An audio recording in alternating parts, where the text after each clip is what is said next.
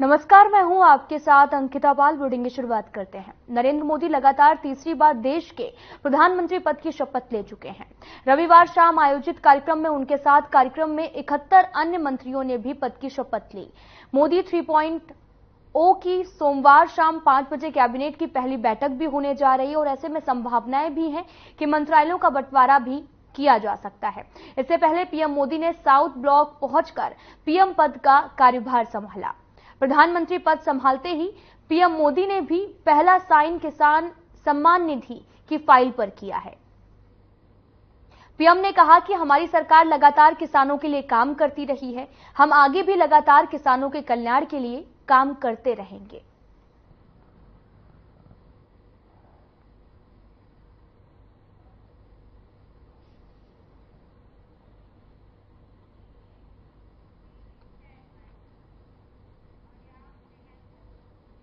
उत्तर प्रदेश के सीएम योगी आदित्यनाथ ने जम्मू कश्मीर में बस पर हुए आतंकी हमले पर गहरा दुख जताया है।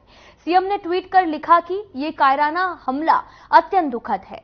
सीएम ने दिवंगत पुण्य आत्माओं को भी विनम्र श्रद्धांजलि अर्पित की। साथ ही सीएम ने यूपी के अपर मुख्य सचिव गृह का प्रदेश के घायलों के समुचित उपचार कराने के निर्देश दिए और उनकी सुरक्षा सुनिश्चित करने के भी निर्देश दिए हैं।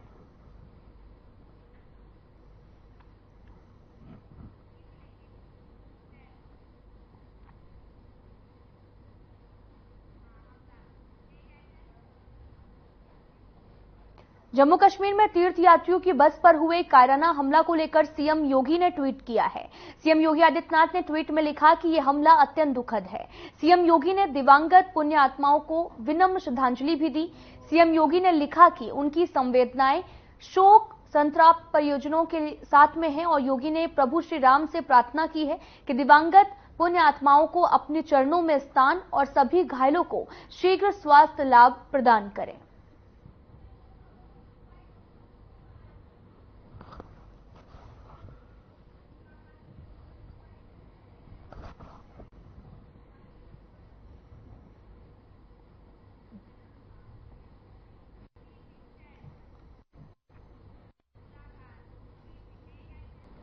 तो बढ़ते हैं अगली खबर की तरफ। प्रधानमंत्री नरेंद्र मोदी और केंद्रीय मंत्रिमंडल की शपथ के बाद में यूपी के सीएम योगी आदित्यनाथ ने नई दिल्ली में अमित शाह के आवास पर शिष्टाचार भेंट की है।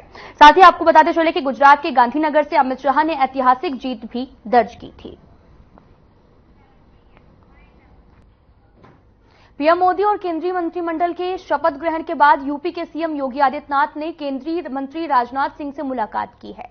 सीएम योगी ने केंद्रीय मंत्री राजनाथ सिंह को शुभकामनाएं भी दी हैं।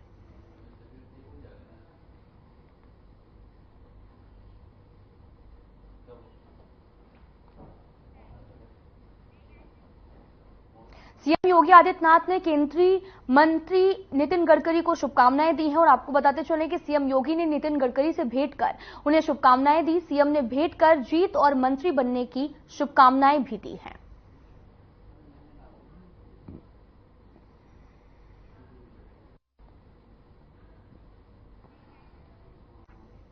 पीएम नरेंद्र मोदी तीसरी बार देश के प्रधानमंत्री के तौर पर शपथ ली है। शपथ ग्रहण कार्यक्रम राष्ट्रपति भवन में किया गया, जिसमें दूसरे देशों के राष्ट्र अध्यक्षों ने भी शिरकत की है। साथ ही देश के कोने कोने से नामी हस्तियां शामिल हुई। पीएम मोदी के शपथ लेने के बाद में एक एक करके दूसरे मंत्रियों ने भी शपथ ली। मोदी कैबिनेट 3 आपको बताते चले कि 3.0 में उत्तर प्रदेश का दबदबा कायम रहा है और आपको बताते चले कि यूपी से 10 शहरों को मंत्रिमंडल में जगह मिली है। नरेंद्र दामोदर दास मोदी ईश्वर की शपथ लेता हूं कि मैं विधि द्वारा स्थापित भारत के संविधान के प्रति सच्ची श्रद्धा और निष्ठा रखूंगा।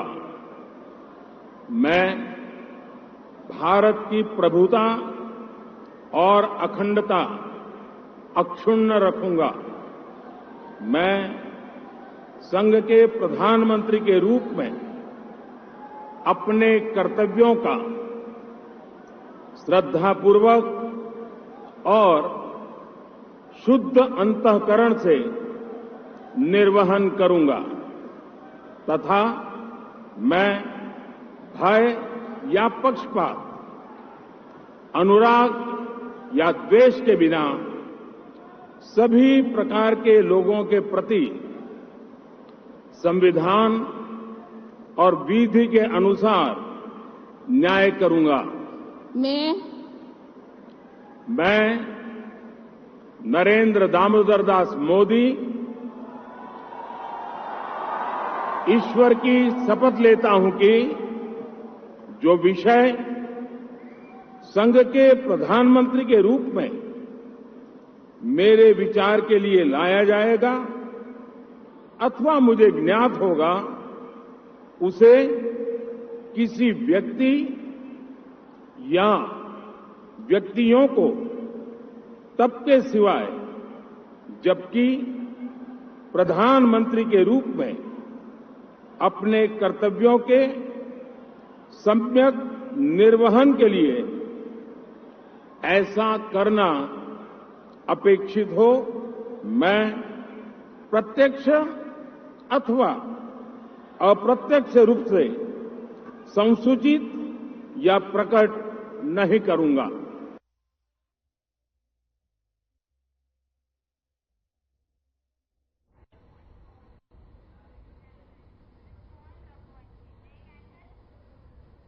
इसी खबर पर ज्यादा जानकारी के लिए हमारे साथ में चैनल हेड रघुवंशी जी जुड़ चुके हैं। रघुवंशी जी, आपसे ये जानना चाहेंगे कि जिस तरीके से यूपी में करारी हार मिली है एनडीए को, तो उसी तरीके से अगर देखा जाए तो 10 मंत्रियों ने कल मंत्रिमंडल में शामिल हुए हैं।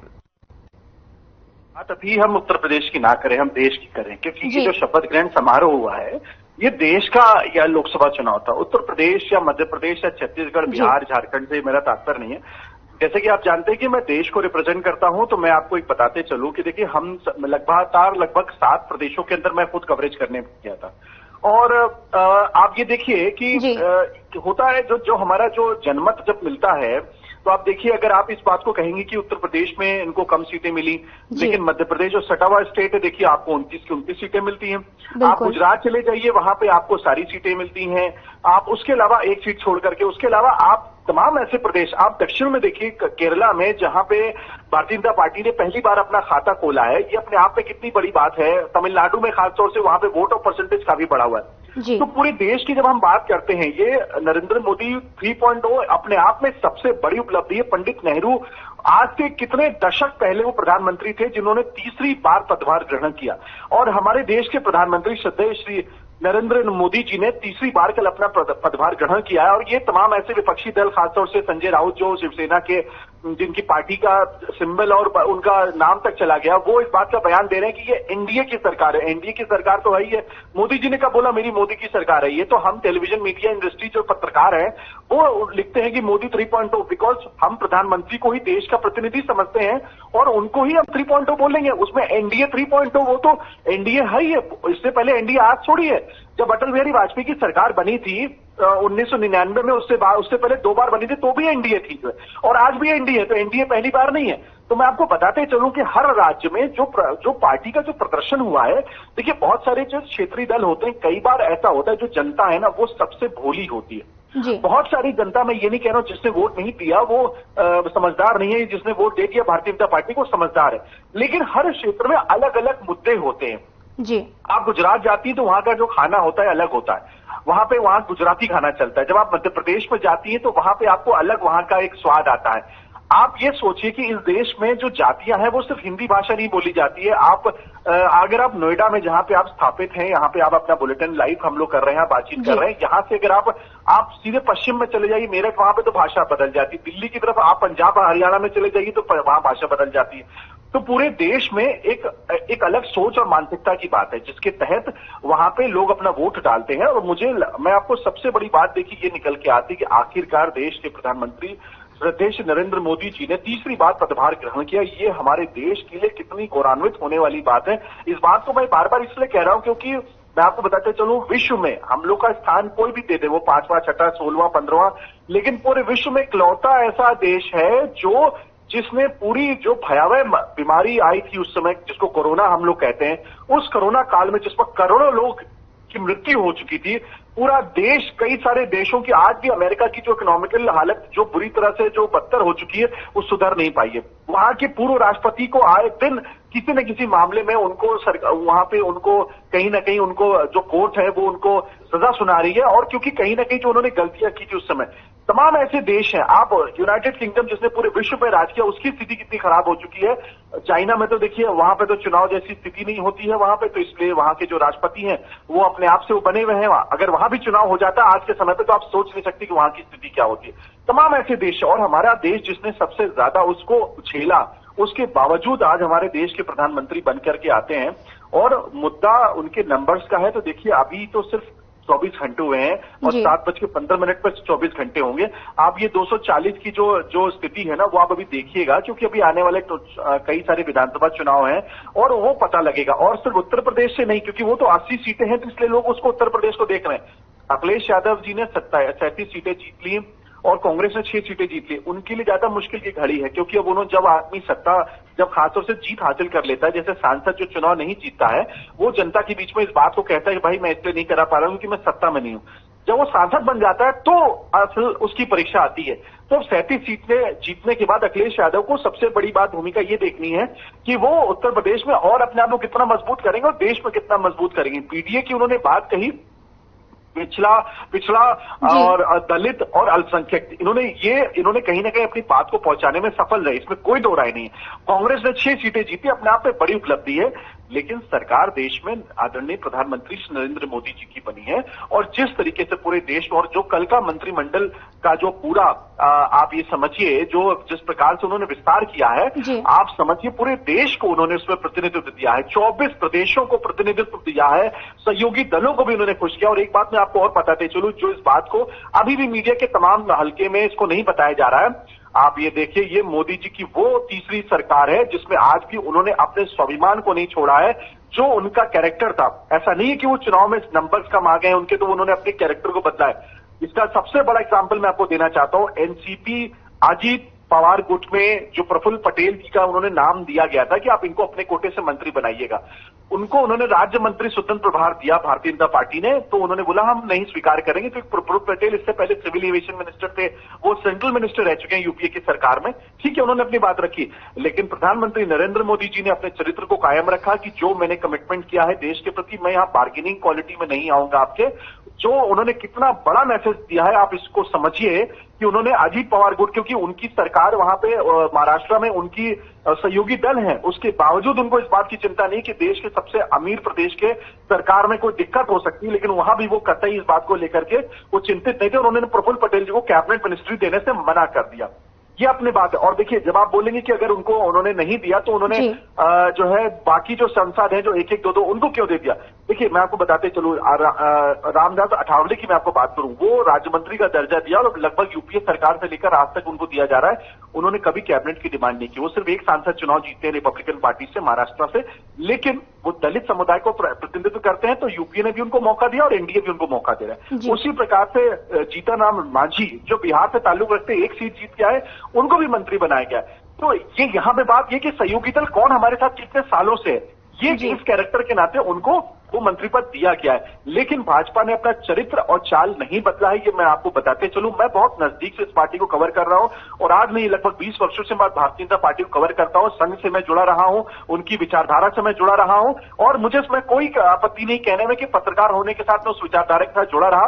तो मैं ये बात कितनी खुलकर क्यों कह सकता हूं, क्योंकि जहां पे सैक्रिफाइस की बात है, वो सैक्रिफाइस जो अगर मैंने किसी कैरेक्टर किसी को देखा वो संघ में देखा, और संघ से संबंधित भारतीय जनता पार्टी में आप देखिए, चाहे वो योगी जी हो चाहे मोदी जी हो, हार जीत तो जीवन का लक्ष्य है।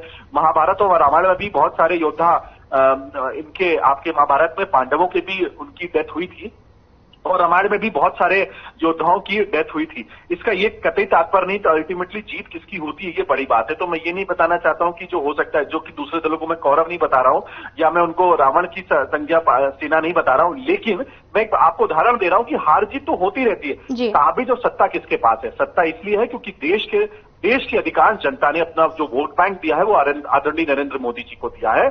और मुझे लगता है आने वाले 5 वर्ष इस देश के लिए बहुत जबरदस्त विजन जो उन्होंने सोचा था, क्योंकि वो सारे मंत्री रिपीट किए गए। आप ये देखिए, जो सीसीएस है, जो मंत्रिमंडल के सबसे मुख्य जो मंत्री थे, उनका चेहरा नहीं बदला गया। यही अपने आप में दर्शाता है कि मोदी जी अपने कैरेक्टर पे और अपने विजन पे पूरी तरीके से कायम है। और मुझे लगता है कि खासतौर से मीडिया की भी भूमिका सबसे अहम होने जा रही है। मुझे नहीं लगता है कि मीडिया के तमाम लोग अभी अपने आप को पलटेंगे या दूसरे किसी कलर में जाने की कोशिश करेंगे। वो जिस विजन में चल रहे थे, देश को जागरूक करने के लिए, उस दिशा में हम लोग भी काम कर रहे हैं। और मुझे लगता है आने वाले समय देश के हित में बहुत जबरदस्त होने वाला है, क्योंकि तीसरी बार जो प्रधानमंत्री बन रहा है उसी को तो पता है कि इस देश में क्या कमियां थी, क्या अच्छाइयां हैं और आने वाले समय पे क्या और हमको परिवर्तन करनी है। तो आपको बताते चले कि नरेंद्र मोदी ने तीसरी बार प्रधानमंत्री पद की शपथ ली है और इसी दौरान नरेंद्र मोदी ने तीसरी बार प्रधानमंत्री बने हैं। और आपको बताते चलें कि नरेंद्र मोदी की तीसरी कैबिनेट में कुल 30 कैबिनेट मंत्री जो हैं वो जगह दी गई है। इसमें से जहां पुराने चेहरों को बरकरार रखा गया है तो वहीं कुछ नए चेहरों को भी शामिल किया गया है। वहीं कैबिनेट में बीजेपी ने गठबंधन के अपने साथियों का ख्याल भी रखा, जैसे कि तेलुगु देशम पार्टी, हिंदू आवाम मोर्चा, लोक जनशक्ति, रामविलास और साथ ही जनता दल सेकुलर और जनता दल यूनाइटेड को भी कैबिनेट में शामिल किया गया है। अगर बात की जाए रक्षा मंत्री राजनाथ सिंह की, तो कैबिनेट मंत्री के तौर पर उन्होंने शपथ ली है। पिछली सरकार में राजनाथ सिंह रक्षा मंत्री का पद संभाल चुके हैं। 2014 में बीजेपी सरकार बनने के बाद वो गृह मंत्री भी बने थे और बाद में मोदी के दूसरे कार्यकाल में वो रक्षा मंत्री थे। और रक्षा मंत्री आपको बताते चलें कि राजनाथ सिंह लखनऊ से सांसद चुने गए हैं। और अगर बात की जाए अमित शाह की, तो उन्होंने तीसरे नंबर पर कैबिनेट मंत्री के पद की शपथ ली है। और पिछले सरकार में अमित शाह ने केंद्रीय गृह मंत्री का पद संभाला हुआ था। अमित शाह गुजरात के गांधीनगर सीट से दूसरी बार सांसद चुने गए। नितिन गडकरी की अगर बात की जाए तो चौथे नंबर पर उन्होंने शपथ ली थी। उन्होंने कैबिनेट मंत्री के तौर पर शपथ ली है। नितिन गडकरी महाराष्ट्र के नागपुर से सांसद चुने गए हैं। और बीजेपी अध्यक्ष जेपी नड्डा फिलहाल राज्यसभा सांसद हैं और पार्टी के राष्ट्रीय अध्यक्ष हैं। मध्य प्रदेश के पूर्व सीएम शिवराज सिंह चौहान मध्य प्रदेश की विदिशा लोकसभा सीट से सांसद चुने गए हैं।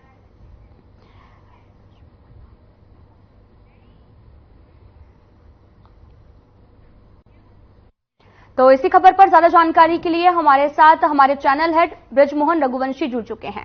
ब्रजमोहन जी, आप जैसा बात बता रहे थे कि लगातार शपथ ग्रहण समारोह जो है वो सफलतापूर्वक हो चुका है, तो अगर बात की जाए 30 कैबिनेट मंत्रियों की, तो उन्होंने भी शपथ ग्रहण ले लिया है। और अब बात की जाए अगर विभागों के बंटवारे की, कौन से जो बंटवारे हैं विभाग किसको मिलने वाले हैं? देखिए, मैं आपको बताऊं कि सुबह ही मैं प्रधानमंत्री कार्यालय में मैं गया था। लगभग 11 बजे मैं वहां पहुंचा।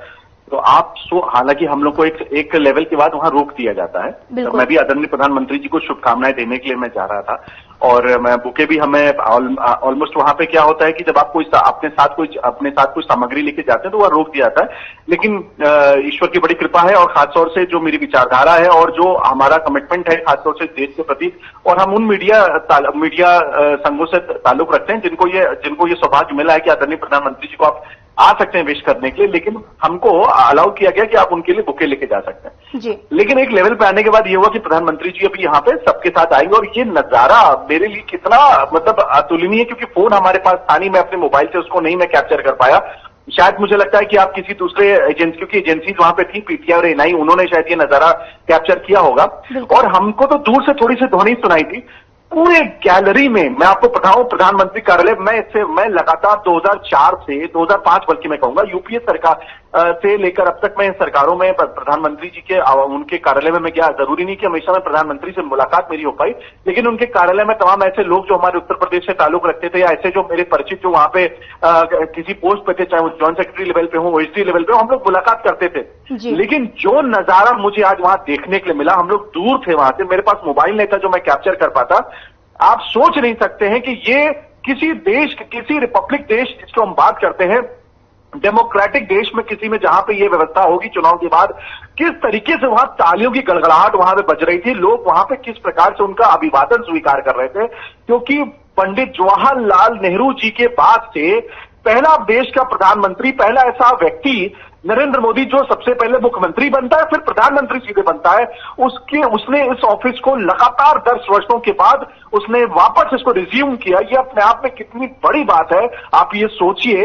वो पल था और हम सब के लिए गौरवान्वित होने वाली बात है कि हमारे देश में हमने एक ऐसे व्यक्ति को चुना है जो 10 सालों तक जिसने काम किया, अब हम तीसरी बार उसको चुन रहे हैं। तो देखिए, मैं आपको ऐसे एग्जाम्पल बताते रहूंगा। कल शपथ ग्रहण समारोह में खासतौर से गर्मी बहुत जबरदस्त थी, लेकिन मैं कहता हूं ना, आनंद इतना, कहीं ना कहीं इसका इतना आनंद आपको महसूस होता है जब आप कोई डेवलपमेंट होता है, क्योंकि देश का हमारा ये चुनाव हुआ, हम सब ने वोट डाला, तो हमें खुशी है कि हमने एक ऐसी सरकार को चुना जो कि सरकार बना पा रही। वरना इससे पहले तो 1999 से पहले तो जो सरकारें बनती थी, जबकि 2004 और 9 में भी जो सरकारें थी वो खिचड़ी सरकारें थी, 182, 104 इस तरह की सरकारें होती थी, तो उन लोगों को सहयोगी दलों से, जिसमें उनको सबके साथ उनके दबाव की राजनीति झेलनी पड़ती थी। लेकिन तीसरी बार ऐसी सरकार बन रही जो किसी दबाव में नहीं है, हालांकि नंबर्स कम है उसके, लेकिन वो दबाव भी नहीं है। 32 सीटें बस केवल कम है। वो देखिए आने वाले समय पे अपने आप बताएगा कि वो 32 सीटें कैसे आ जाती है भारतीय जनता पार्टी में। बहुत समय और राजनीति में बहुत कुछ हो सकता है।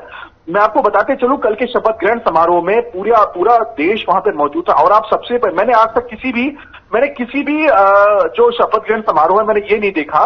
कल वहां पे आप सोचिए कि मुझे ऐसा लगा कि ये यहाँ पे बहुत सारे 4th क्लास कर्मचारी, यानी जो छोटे सफाई कर्मचारी, नॉर्मल व्यक्ति जो दिखते हैं, क्योंकि कपड़े से हमारे देश में पहचान होती है। हालांकि वो एक सम्मानित व्यक्ति थे, क्योंकि वो आए हुए थे वहां पे कहीं ना कहीं गेस्ट के रूप में। वो संख्या उनकी इतनी ज्यादा थी, उन सबको बुला करके वहां पे बुलाया गया। या देखिए, ये किसी भी समारोह में कभी ऐसा नहीं किया गया। सिर्फ पार्टी जो चुनाव जीतती है वो अपने कार्यकर्ताओं को बुलाएगी, अपने फैमिली मेंबर्स को बुलाएगी, अपने नेताओं को बुलाएगी, अपने जो पुराने जो लोग हैं उनको बुलाएंगे। लेकिन कल उनको भी बुलाया गया था जो इस देश में जिनकी भूमिका 4th क्लास एम्प्लॉय जिनको आप कहते हैं, छोटे लेवल पे काम कर रहे थे, लेकिन उनकी भूमिका प्रधानमंत्री के दिल में उनकी जगह क्या है, उन्हें मौका दिया गया। और राष्ट्रपति भवन में कल सब लोग ऐसे घूम रहे थे जैसे लग रहा था कि कहीं ना कहीं सबके लिए खोल दिया गया है राष्ट्रपति भवन। सब लोग आनंद में होकर के वहां फोटोग्राफ खींच रहे हैं। और जब प्रधानमंत्री नरेंद्र मोदी जी जब वो शपथ ग्रहण के लिए अंदर आते हैं, मैं आपको बताते चलूं, वो एक ऐसा पल था, मुझे नहीं लगता टेलीविजन स्क्रीन पे बैठ जो स्टूडियो में लोग बैठे होंगे वहां पे उनको कैसा महसूस होगा। कल तमाम ऐसे पत्रकार थे, दिग्गज पत्रकार जो अपने आपको बताते हैं 8 से 10 के टेलीविजन, वो सब के सब वहां पे उसको लाइव कैप्चर कर रहे थे। और जो शोर होता है प्रधानमंत्री नरेंद्र मोदी जी के लिए जब कल के शपथ ग्रहण समारोह में जब वो एंटर करते हैं, तो आप वो दिखाता है और बताता है कि उनकी कितनी बड़ी भूमिका है। देखिए, मुकेश अंबानी, गौतम अडानी, ये तो नाम सारे अखबारों में और टेलीविजन स्क्रीन पे चल रहे थे, लेकिन आप देखिए पूरा जो स्वेरिंग सेरेमनी में जिस प्रकार से लोग अभिवादन कर रहे थे प्रधानमंत्री नरेंद्र मोदी जी का, और जो उनकी कैबिनेट है जिसमें जिन जिन चेहरों को उन्होंने रखा, वो देश की प्रगति में उनका बहुत बड़ा योगदान होने जा रहा है। पूरे देश को उन्होंने प्रतिनिधित्व दिया है। और मैं आपको बताते चलूं कि ये मोदी 3.0 उनका मोदी फर्स्ट और मोदी सेकंड के बाद ये ज्यादा बेहतर सरकार होगी, ये आप देखिएगा आने वाले समय में। ब्रजमोहन सिंह, आपसे ये भी जानना चाहेंगे कि प्रधानमंत्री का कल जो भाषण सुना गया उसमें कहा गया 10 साल में हमने जो किया है वो ट्रेलर था, पूरी पिक्चर अभी बाकी है। 100 दिन का जो मैप है वो भी तैयार किया गया है। देखिए, मैं आपको बताते चलूं 100 दिन का जो उनका प्लान था, जिसमें क्योंकि देखिए जो इस देश के बाहर जब आप निकलते, पूरे जो विश्व के साथ आपका एक अपना तालमेल होना चाहिए, सामाजिक स्थिति देश की कैसी होनी चाहिए, उसके लिए वो सारा काम शुरू में जो उन्होंने किया था वो 2 दिन में नहीं बन जाती। देश में सड़कें बननी है, देश का विकास होना है, देश में गरीबों की उन्नति होनी है, उसी से देश बढ़, क्योंकि 1.5 अरब की जनसंख्या का देश है हमारा। बहुत मेहनत लगती है, बहुत समय लगता है चीजों में। लेकिन मैं आपको बताऊं, जो मुझे वहां सूत्रों ने सुबह सुबह मुझे प्रधानमंत्री कार्यालय में बताया, जो 1-2 लोग ऐसे हैं जो प्रधानमंत्री जी के साथ आज नहीं, गुजरात से उनके साथ काम कर रहे हैं, उन्होंने बताया कि हमें आराम नहीं करने को मिला है। न चुनाव के दौरान हम आराम कर रहे थे और न चुनाव के बाद हम आराम करेंगे। हम तो आज नहीं, 2014 से हम लगातार काम कर रहे हैं। और हम जब मोदी जी के साथ गुजरात में, तो भी हमारे लिए संडे छुट्टी ये क्या होती है, हम इससे बहुत कोसों दूर थे। तो आज प्रधानमंत्री कार्यालय का वो व्यक्ति जो एक पद पे है, अगर वो ये कह रहा है और उसने खुद बताया कि 100 दिन में हम क्या करेंगे, ये तो सिर्फ प्रधानमंत्री बताएंगे और जनता को एक साथ बताते हैं। वो किसी को एक एक करके नहीं बताते हैं, वो पूरी जनता को एक साथ बताएंगे। और जो होने वाला है अपने आप में जबरदस्त होने वाला है। सबसे बड़ी बात मैं आपको बताते चलूं कि मात्र 2 से 3 दिन के बाद G7 की बैठक होने जा रही है इटली में। इटली की प्रधानमंत्री जो है, जैसा कि आप जानते हैं, तमाम इस तरह के बहुत सारे यूट्यूब में और आप देखते होंगे कि उनके साथ उनका बड़ा अच्छा तालमेल है। लेकिन देखिए, रिश्ते अच्छे होने चाहिए ना देश के सभी लोगों के साथ, जो जहां से भी आपकी उन्नति हो सकती है, तो वो देश कोई भी हो। और वहां की महिला प्रधानमंत्री, तो आपको इसको अलग वे में नहीं सोचना चाहिए। मुझे लगता है ये कुछ हमारे जो सोशल मीडिया में बहुत सारी चीजें विपक्ष इसको बताता है, वो अपने आप में बहुत गणनात्मक चीज है।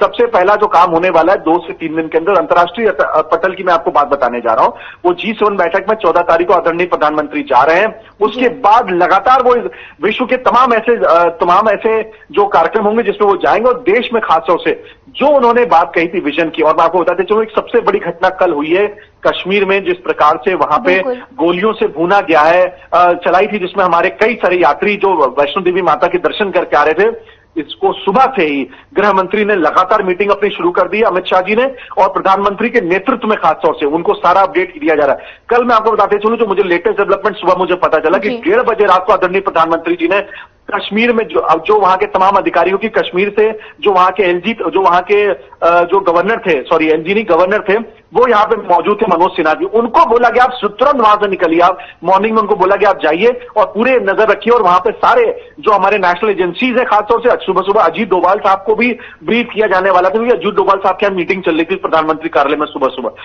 तो मैं आपको बहुत सारी बातें प्रधानमंत्री कार्यालय की इसलिए भी बहुत खुल के नहीं बता सकता क्योंकि हमें खुद बहुत जानकारी, लेकिन वो एक कोई हमारे लिए फॉर्मल जानकारियां नहीं होती है। लेकिन मैं आपको बताऊं कि लगातार कल शपथ ग्रहण करने के बाद से प्रधानमंत्री एक्टिव हो चुके हैं, और चुनाव के दौरान भी वो एक्टिव थे देश के प्रति, और अब और जबरदस्त हो चुके हैं। तो जो विजन है उनका, जो 100 दिनों का, वो लगातार कहीं ना कहीं आता रहेगा, आपको दिखता रहेगा। लेकिन मैं आपको बताऊं कि कोई एक्सक्लूसिव जानकारी साधारण टेलीविजन के पास आएगी तो मैं इस बात की आपको गारंटी दे सकता हूं कि ये एक्सक्लूसिव जानकारी देश के किसी मीडिया के हाथ में नहीं जाएगी। जो भी वो करेंगे, जो भी वो बताएंगे, वो सबको बताएंगे एक साथ। लेकिन इतना जरूर तय है कि आने वाले 100 दिन इस देश के लिए प्रगति के पथ पर चलने के लिए हमारा देश तैयार रहेगा, और वो उसके लिए पूरी तरीके से स्ट्रांगली उस पर वो चल चुके हैं और अपने सारा क्रियान्वयन वो करेंगे। विद इन 24 आवर्स उन्होंने शुरुआत कर दी इस बात की। जी,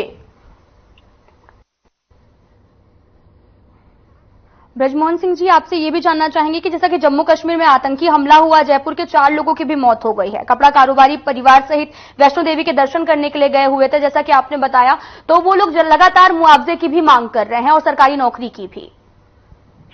देखिए, मैं आपको बताते चलूं कि इसमें जो राज्य सरकारें होती हैं उनकी बड़ी भूमिका होती है। ग्रेटर नोएडा के भी कई लोग घायल हुए हैं, तो मेरी आज मुख्यमंत्री योगी आदित्यनाथ जी के जो प्रमुख सचिव हैं उनके से मेरी बात हो रही थी। उन्होंने मुझसे बताया कि हम ये पता लगा रहे हैं कि उत्तर प्रदेश के से कौन कौन गया व्यक्ति गया था, और उसमें जिसकी भी घटना, क्योंकि उत्तर प्रदेश के मुख्यमंत्री योगी आदित्यनाथ की एक चरित्र मैं आपको बताऊं कि घटना पूरे देश में कहीं पर भी हो। इवन मैं आपको बताऊं कि अभी कुछ दिन पहले की घटना है कि विदेश से भी उत्तर प्रदेश का एक नागरिक था जिसको विदेश से वो लेकर के आए थे। मैं अभी उस कंट्री का नाम नहीं मुझे याद आ रहा है, लेकिन वहां से भी उत्तर प्रदेश के मुख्यमंत्री योगी आदित्यनाथ ने पहले विदेश मंत्रालय में सीधे संपर्क किया, और उसको, उस व्यक्ति को वहां से लाने का उन्होंने पूरा इंतजाम किया, और वो जब वो व्यक्ति पहुंचता है उत्तर प्रदेश के अंदर तो उस बात के लिए धन्यवाद देता है योगी आदित्यनाथ जी को। तो सुबह भी जो मेरी बात हुई योगी आदित्यनाथ जी के कार्यालय में, उन्होंने बताया कि वो इस बात को क्लियर कर रहे हैं, और मुआवजा उत्तर प्रदेश सरकार हो चाहे कोई भी सरकार हो। और जयपुर की जहां बात थी, वहां भी भारतीय जनता पार्टी की सरकार है।